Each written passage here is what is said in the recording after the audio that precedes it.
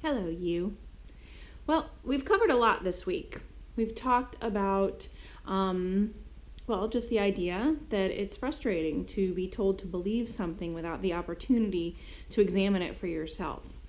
We've talked about how whatever is out there, the big answers, whatever's legit, whatever's real, whatever answers who am I and where did I come from and where am I going and what's behind all of this, if there's anything, is something that should both satisfy our minds and satisfy our hearts. We've talked about being a member of society, a member of our own culture. We've talked about being individuals and what makes us unique and what gives us what we have in common as individuals. And today, I want to kind of give a helper concept. So it doesn't really have to do with everything else that we're talking about. It's just an idea. It's an idea that I've had for a while. It's just kind of stuck in my head and it helps me understand things. So I just thought I would share it as one of those little street signs along the way that maybe might help. I've moved around a lot and I've lived in a lot of different places. And one of the things that I've noticed is that every time that I move or any time that I'm somewhere new or I start a new position or I meet new people, that there are different parts of my personality that are hidden and there are different parts of my personality that come out. And it's really interesting. Like I said, I used to work at a kitchen store. And so even though now I work as an editor, I still enjoy talking about kitchen things. It's a side of my personality that doesn't often get to come out. And if you ever need to know about the difference between Asian knives and German knives, you just let me know. I'm happy to talk about it. I also used to work as a nurse. And even though I'm not doing it right now, I still enjoy talking about medical things and still talking about taking care of people and when they're hurt and when they're injured, finding out what's hurting. I've learned that I'm braver when I'm with my Starbucks friends from Northern Virginia. I'm quieter when I'm in a new situation and I don't know people. I'm sassier in Albanian. One day, I'll just tell you the story real quick.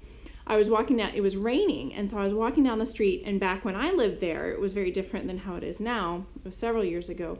And you don't go to the store to buy an umbrella. They didn't really have big department stores like we think of. It was some man on the corner with, umbrellas, and you go to the umbrella man and you buy an umbrella.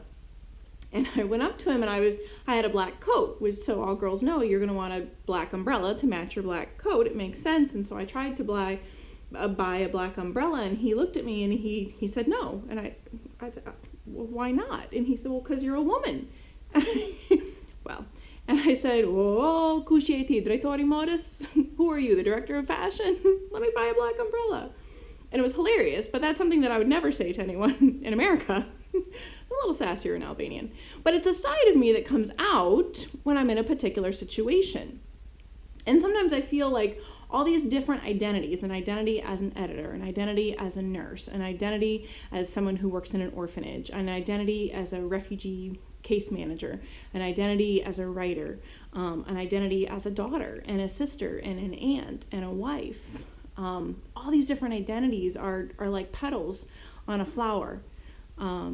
But sometimes, and it tends to happen whenever I move, that for a while I feel like I'm a tree in winter, that all my leaves are gone. And trees in winter, they all look the same.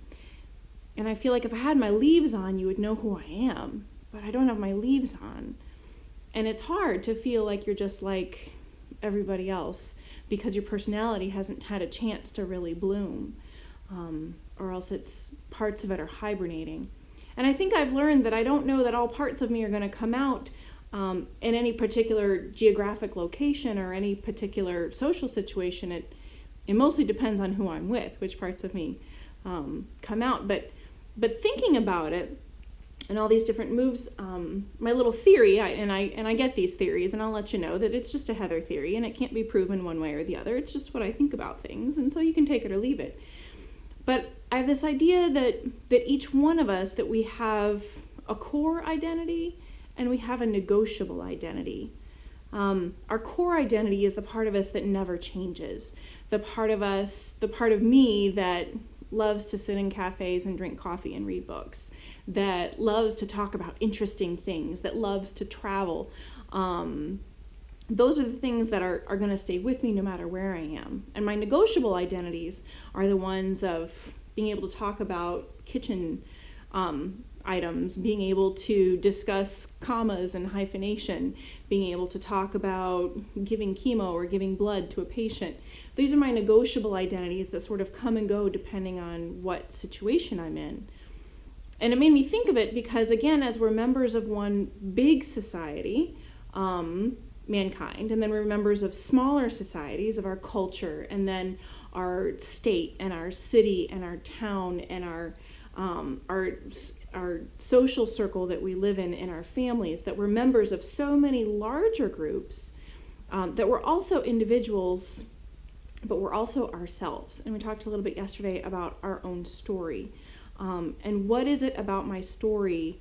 What is it about me that will be affected by what's real, by what's big and what's out there? Is it my negotiable identities, the things that are going to change when I'm in different situations, or is it my core identity, the part of me that goes with me no matter where I am?